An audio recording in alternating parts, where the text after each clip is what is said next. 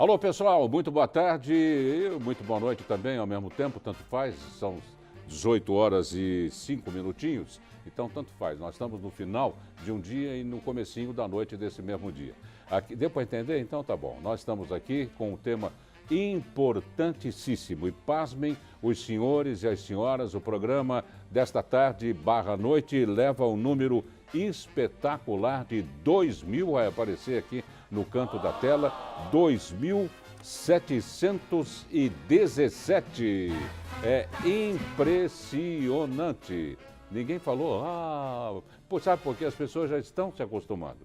É programa que não acaba mais, porque nós tivemos períodos nos quais nós tínhamos 3 convidados, depois passamos para 2, voltou com 4. Então você pode fazer uma média de 3 convidados, vezes 2.700 e pouco, dá uns 7.000 convidados aproximadamente, todos especialistas, cada um comparecendo aqui, versando, logicamente, sobre as suas especialidades. No programa de hoje, nós vamos receber com muito prazer e com a participação de vocês também, está rolando aqui no canto da tela. Assista também pelo Facebook, nosso programa vai pelo Facebook, no Facebook/TV Mais ABC, o mais por extenso, MAIS. Você pode participar também pelo www.tvmaisabc.com.br, o mais sempre por extenso, nunca usando o símbolo matemático, e tem o contato @tvmaisabc.com.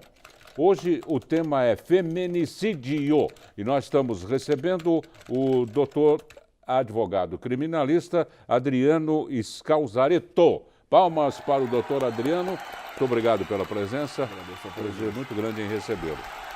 O que está acontecendo? Tem uma frase de um pensador inglês, Edward Chesterton, que diz o seguinte: não é que o mundo piorou ou está piorando, as comunicações é que melhoraram. Então chega tudo muito rápido para a gente. Historicamente falando, esse desencontro social entre homem e mulher, não é? É histórico isso daí, já vem de séculos ou está acontecendo mais com maior ênfase agora, doutor Scalzaretto? Bom, eu acho que antes da gente refletir sobre o tema, que é o feminicídio, acho que é importante a gente dar um passo atrás e justamente trazer para o conhecimento dos telespectadores que esse tema é um pleito que remonta à década de 70. Não é algo novo. O conflito entre o gênero masculino e feminino é histórico e se intensifica a partir do momento em que o homem se coloca historicamente em uma posição de superioridade em relação às mulheres. A sociedade ocidental é marcada por raízes sociológicas vinculadas à religião, de certo modo. Sempre a sociedade se colocou como uma sociedade calcada no homem saindo para a rua, trabalhando, trazendo recursos para a esposa que fica em casa, cuidando dos filhos. E daí, desse germe, que é o germe da relação familiar, já surge uma condição de superioridade. O termo feminicídio remonta à década de 70, uma pensadora, uma feminista que hoje pode ser concebida como a principal mente que impulsionou... Se debruçou no pensar. Que se debruçou no pensar e que impulsionou as conquistas que hoje as mulheres têm hoje nesse campo. A Diana Russell, em 1976, ela publica um trabalho que busca, e ela discute, trazer para um conceito que era um conceito neutro de homicídio, o homicídio, que é o matar alguém, tentar buscar uma diferenciação. Não se trata, de acordo com ela, quando há um assassinato de uma mulher em razão somente dela ser mulher, pela condição dela ser mulher, não se trata de um homicídio comum. Pela suposta fragilidade também, né? Pela suposta fragilidade, que de plano a gente já identifica. A fragilidade é uma fragilidade física, a inferioridade é uma inferioridade física. Se a gente considerar que as mulheres, elas são assassinadas hoje, 50% dos feminicídios que são praticados, eles são praticados dentro de casa, são praticados dentro de casa pelos companheiros, por ex-companheiros, por cônjuges ou ex-cônjuges. Isso é um dado que é um dado relevante, é um dado que a gente extrai do próprio governo do Brasil. Né? Relevante e assustador, né? assustador. Porque aquele que teria que ser o mais chegado, não é? Em termos sentimentais, é aquele que vai ceifar a vida da companheira. Exato. Então, o Brasil hoje é colocado pela OMS como o 5º país no ranking, um terrível ranking de homicídios de mulheres. Então, estima-se que de cada 100 mil mulheres hoje no Brasil, 5 mulheres são assassinadas em razão do seu gênero, em razão de ser mulheres. A concepção da Diana Russell lá em 76, que ela buscou trazer esses homicídios, eles não são homicídios comuns, eles são homicídios que são praticados contra mulheres pelo simples fato dela ser mulher. Essa é a primeira transformação, esse é o primeiro reconhecimento técnico, doutrinário da parte dela, que foi encampado pelo movimento feminista, que foi responsável pelo que hoje a gente tem na América Latina, da inclusão da ideia do feminicídio como um crime autônomo, um crime diferente do homicídio. Sem ter uma motivação mais explícita para que isso aconteça. Sim. Não existe outra. Não existe outra. A concepção pelo fato dela ser mulher e, historicamente, por uma condição socioeconômica, por uma sociocultural da sociedade, a mulher é colocada, é tida, é vista como um ser mais inferior, e por ser inferior, o homem naturalmente, evidente, não todos, a gente está falando aqui dos casos em que isso ocorre. Sim, claro. E é um problema social que hoje foi reconhecido, né? Não hoje, mas enfim, hoje tem se discutido isso porque, de fato, houve um aumento, inclusive, um aumento, né? E um reconhecimento mundial. A gente não está falando só do Brasil.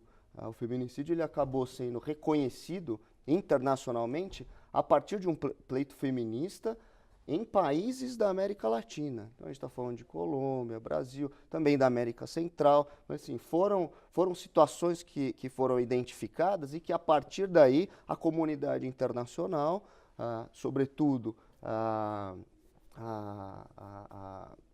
enfim, a Corte Interamericana de Direitos Humanos teve um papel relevantíssimo nesse tema, porque no México houve um problema que se originou em razão daquelas empresas ali numa região próxima a El Paso, que são as chamadas maquiladoras. Isso é um dado histórico interessante da gente ver como a comunidade internacional acabou olhando para esse tema. Surgiu um caso no México que consistia no seguinte: estas empresas foram empresas que foram incentivadas pelo Estado mexicano e atribuíram-se a elas o papel de industrializar o país. Então, o que o Estado mexicano fez? Vamos dar incentivos fiscais, vamos dar uma série de incentivos a estas empresas, que serão as empresas que vão contratar mão de obra barata, justamente porque não vão ter uma carga tributária alta, não vão ter regras de direito trabalhista muito intensas e, por isso, vão impulsionar a industrialização do país. Vão suavizar a situação socioeconômica da localidade. Exatamente. A questão é, nessa região próxima ao Paso, que é uma região de fronteira, né, fronteira Estados Unidos a México, estas empresas se multiplicaram e estas empresas passaram a contratar em maior número as mulheres, tanto pela natureza do trabalho que ali era feito, quanto pela quantidade de pessoas ali do sexo feminino que existiam. O fato pela mão de obra mais barata. E pela mão de obra mais barata. Era mais barato pagar uma mulher do que pagar um homem. Isso criou, naquela comunidade local, uma espécie de ódio, de revanchismo por parte dos homens daquela região, que sistematicamente passaram a perseguir as mulheres. Porque, de fato, eles, em uma situação em que você de desemprego, passando fome. Historicamente, o homem era quem tinha o emprego e quem trazia o dinheiro para dentro de casa, e essa lógica se inverte. A partir do momento que essa lógica inverte, uma lógica que é antes patriarcal e passa a ser, de certo modo, matriarcal, ou seja, é a mulher que está trazendo o dinheiro para dentro de casa, isso acaba deturpando aquela comunidade local. E permita uma observação, e percentualmente falando, talvez muitos dos casos que acontecem atualmente no Brasil tenham o mesmo apoio fundamentado nessa teoria, porque o desemprego, nós estamos com 12, 13 milhões de desempregados. Sim. Essas pessoas são casadas, são noivas, estão namorando, não é? As mulheres estão se sobressaindo de uma forma ou de outra, não é? Primeiro pela multiplicidade, não é? Pela flexibilidade delas no campo empresarial, na prestação de serviços. A capacidade. A capacidade as habilidades mesmo que as mulheres têm. É verdade, é verdade. Então talvez estejamos criando em nossa sociedade esse tipo de antagonismo. Sim. Esse antagonismo lá, só para finalizar o caso, ele gerou uma perseguição sobre mulheres e chegou-se ao conhecimento da comunidade internacional o assassinato sistemático de mulheres. Isso se tornou um caso da Corte Interamericana de Direitos Humanos contra o Estado mexicano e pela primeira vez na história foi reconhecida nessa decisão, que é uma decisão internacional, que vincula, inclusive, estados que se comprometem a respeitar e proteger e fazer serem observados os direitos humanos. Nessa decisão constou pela primeira vez o reconhecimento da expressão feminicídio. É daí que vem o termo reconhecido judicialmente pela Corte Interamericana, feminicídio. Como? Dada a quantidade de casos. A quantidade de casos. Impressionante. E o interessante desse caso foi que a Corte Interamericana ela entendeu que o Estado foi responsável, corresponsável pelo homicídio daquelas mulheres, pela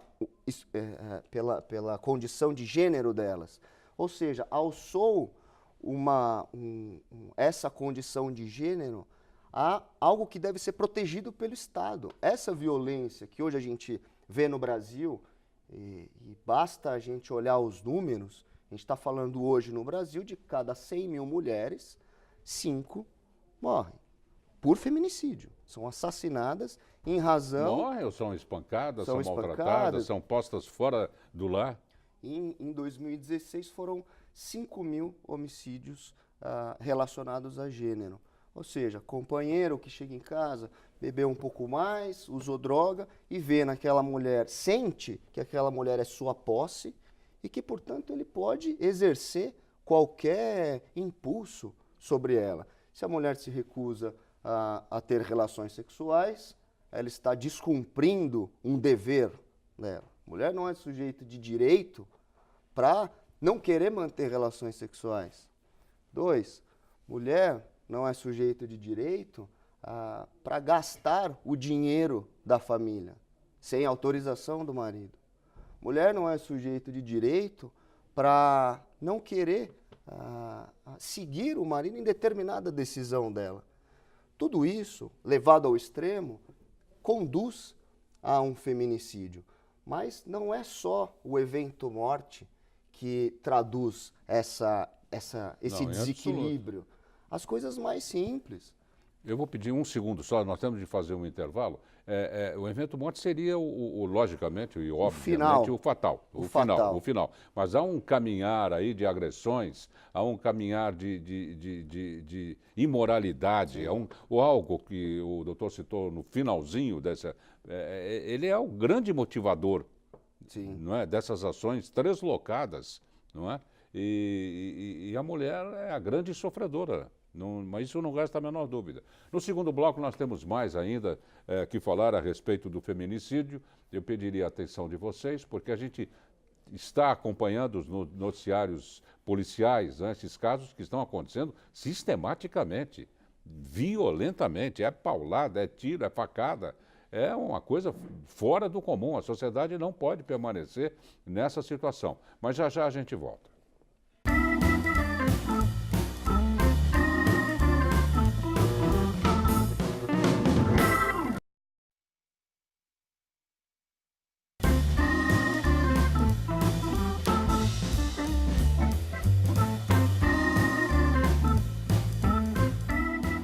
Atenção! A TV Mais adverte. O programa Show Mais causa dependência cultural. Mas não resta a menor dúvida que eu vou falar da LL Presentes, que fica na Rua Laura 740, na Vila Bastos, em Santo André. Dácio, mas eu já conheço lá, eu fui recentemente. Pode ir de novo, que vai estar tudo diferente. São as grandes novidades da LL. A reposição de itens é uma coisa fantástica. Esse é o grande diferencial da LL Presentes. Quer ver outro diferencial? As consultoras. Hoje em dia, com a praticidade do smartphone, antes de sair de casa, você dá umas clicadas ou no hall do seu apartamento, no banheiro, na cozinha, onde você quiser modificar, e leva para as consultoras. Elas, ao analisarem a foto, elas vão adaptar tudo do melhor, do bom e do melhor para a sua casa. Pode ter certeza do que eu estou falando. Se houver qualquer dificuldade, elas vão in loco, elas vão na casa de vocês, no apartamento de vocês, verificar o que está faltando, como colocar, que cor que vai combinar com a outra cor. É um espetáculo, como diz o outro. Marque bem na sua agenda, LL Presentes, Rua Laura 740, na Vila Bastos, em Santo André. Mas vai com tempo, viu? Para tomar um cafezinho, tomar um chazinho. Vamos prosseguir com o nosso programa número 2717, cujo tema é feminicídio. Bem o que está acontecendo atualmente. É só você acompanhar nos noticiários policiais, vocês vão ficar, que nem diz o outro lá no interior, desacorchoado. É uma coisa de louco o que está acontecendo. E nós estamos recebendo o advogado criminalista, o doutor Adriano Scalzareto. Ao mesmo tempo, a gente acompanhando esses noticiários e acompanhando a vida social, não é? Meninas de 13, 14 anos já estão na balada, fui não sei aonde, foi não sei da coisa, e namorando e dormindo fora de casa. Tudo isso não gera também um distúrbio social que pode culminar também em assassinatos logo na adolescência? Acho que você tocou num ponto bem importante. Não é só no Brasil que garotas de 13 anos saem para balada. Se você vai para a Inglaterra, passa uma temporada em Londres, eu estive lá recentemente e eu constatei exatamente o mesmo comportamento, porque é natural do jovem que entra na puberdade querer se divertir. Às vezes até mais estranho, né? Manter relações, fazer uso de álcool. A ingesta de álcool. E daí por diante. E qual é a diferença? Por que lá não ocorrem, então, estupros coletivos como ocorreu no Rio de Janeiro? Talvez porque o problema não seja a garota, e talvez não, o problema não é a garota sair à noite, interagir com as pessoas. O problema é como os homens veem a garota saindo à noite e se embriagando e se sujeitando. Olha, me dizer que uma menina que sai, de 13 anos, bebe um pouco a mais, fica desacorçoada, deita num sofá para tentar melhorar, pega no sono, me dizer que ela está se sujeitando e deve ser normal a gente encarar que ela está se sujeitando a um estupro coletivo, é dizer que ela tem culpa pela conduta homicida do homem, pela conduta errada do homem que a ofendeu. Então, esse é um tipo de inversão de análise que é muito prejudicial e esconde algo que está incutida na sociedade brasileira, de que a mulher é responsável pelo que acontece de errado com ela. A mulher que sai de mini saia e um sujeito vem e passa a mão na bunda dela, ela está errada por ter saído de saia, e não o sujeito que passou a mão na bunda dela. Por quê? Porque é normal, afinal de contas, quem que não passa a mão na bunda de uma mulher que provocando. Ela estava provocando. Então, esse é um exemplo que deve ser combatido. Não resta dúvida. Por meio de educação. Acho que é importante a gente pontuar duas coisas. Primeiro, em termos práticos, né, o que o feminicídio, que é um tipo penal, não deixa de ser um artigo de lei, mudou na história. Antes de 2015, que foi quando foi promulgada a lei que alterou o artigo 121 do Código Penal, o homicídio que permanece, o homicídio simples, ele tinha uma pena de 6 a 20 anos.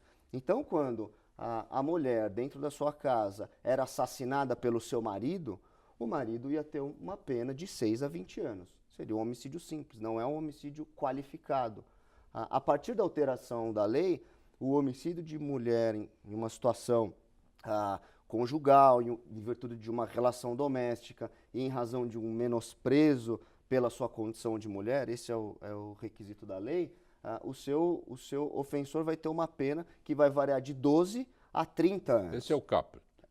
Exato, é o caput. Vai mudar variar de 12 a 30 anos. O que em termos práticos significa? Que aquele que comete o homicídio contra a mulher, antes da lei, ele poderia ter uma progressão de regime, ir para um regime semiaberto ou aberto, ou seja, ele ia ficar em regime fechado, preso efetivamente, se ele tivesse bom comportamento e fosse primário, por 1 ano. Já com a alteração da lei, ele vai ficar no mínimo 5. Porque a lei criou uma situação em que a pena de 12 anos, que é a pena mínima, com uma progressão de regime, que é uma progressão de regime diferente, não é mais o 1/6 que é o tradicional, é 2/5 se ele for primário, ou 3/5 se ele for reincidente, vai conduzir ele a um regime fechado muito maior do que ele ficaria antes da alteração da lei. E o interessante, doutor, só uma observação, a primariedade aparece muito, um percentual bem forte aí, né? Sim. É engraçado, entre aspas, engraçado. Sim, porque... Não são assassinos, não são marginais, eles assassinaram, sabe-se lá, por tudo isso que nós estamos falando. Sim, a sua esposa que estava ali em casa e que em alguma situação de inferioridade, aspas, ele, enfim, de alcoolismo e outras drogas, né? Praticou esse crime. Outra alteração da lei, outra consequência dessa alteração é que esse crime passa a ser hediondo. Porque o homicídio qualificado já era um crime hediondo, o homicídio simples não. Então, o que o crime hediondo em termos práticos? Ele é inafiançável. Então, o sujeito vai preso, o delegado não vai arbitrar uma fiança para ele. Então, se ele for preso em flagrante com a arma do crime, por exemplo, uma faca, que ele esfaqueou a esposa dele e foi pego pela polícia, esse sujeito ele não vai sair. Ele vai permanecer preso porque é inafiançável. Ele também não vai poder gozar de indulto, aquele famoso indulto de final de ano que o presidente da República concede, não vai poder ser agraciado pelo indulto. Então, é um rigor em relação à pena. Mas já existia, e essa alteração é uma consequência daquilo que já vinha sendo trabalhado e iniciado pela Lei Maria da Penha. A ameaça pode ser uma qualificadora? A pessoa apresenta 2, 3 boletins de ameaça? A ameaça ela já vai entrar como uma condição para a aplicação das leis, das medidas protetivas da Lei Maria da Penha. Porque a Lei Maria da Penha ela previu penas diferentes e um crime diferente, que é a lesão corporal praticada com violência doméstica, que é bem o que é a ideia de feminicídio, aquela situação doméstica que gera a ideia de fragilidade e aí o agressor acaba praticando. No caso da Lei Maria da Penha, a lesão corporal, no caso do feminicídio, o homicídio da mulher. Mas o interessante é que a Lei Maria da Penha ela já previa medidas de combate, de proteção.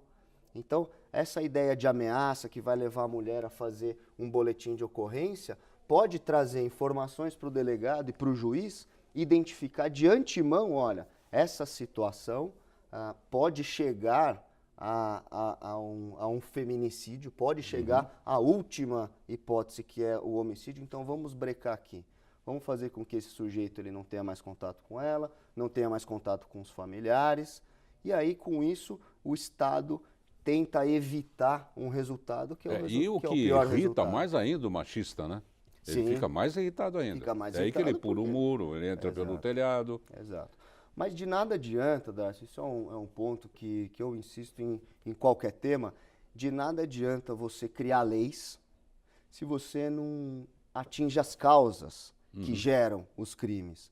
Porque o Brasil ele tem uma cultura de achar que a criação de leis resolve o problema. Se criação de leis e crimes, né, no caso, resolvessem os problemas, a gente não teria a Lava Jato, a gente não teria tráfico de drogas, porque a lei de tráfico de drogas é antiga, a gente não teria uma situação de criminalidade. Aliás, tem certas leis que, em vez de amedrontar, elas alertam a pessoa, eu posso fazer isso aqui então? Exato. Então, acho que assim, a gente precisa repensar um pouco e, primeiro que a ideia de existir um crime volta os olhos para um dado que é absolutamente importante, para um problema que é importante, mas a gente precisa se conscientizar de que é necessário dar educação e informação para essas mulheres. E esse programa aqui é um passo para isso. Ações como essa de antigamente alertar, nem se tocava nesse assunto. Nem se tocava.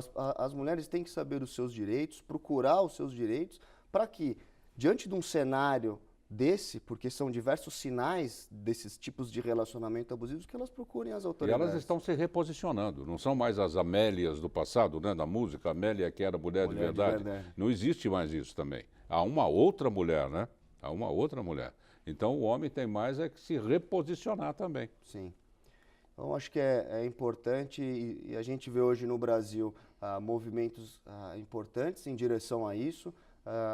Inclusive, hoje eu tive a oportunidade de entrar em contato de observar um site muito interessante, inclusive é www.feminicídio.com.br, e lá tem diversas informações, depoimentos, e tem uma juíza lá do estado do Piauí que montou uma carreata para ir para esses interiores, esses rincões do Brasil, que é onde as coisas acontecem e a gente não vê, não recebe as informações, de levar informações para essas mulheres, de falar, olha, se o teu marido está chegando na sua casa embriagado e mostra e tem uma atitude de dominação psicológica, te ofende, te bate, enfim, você tem que se preocupar porque no final pode ser sem volta. Com certeza. Bom, o tema desta noite foi feminicídio e a gente agradece muito a participação do advogado criminalista, o doutor Adriano Scalzaretto. Obrigado, Scalzaretto. Obrigado por ter vindo.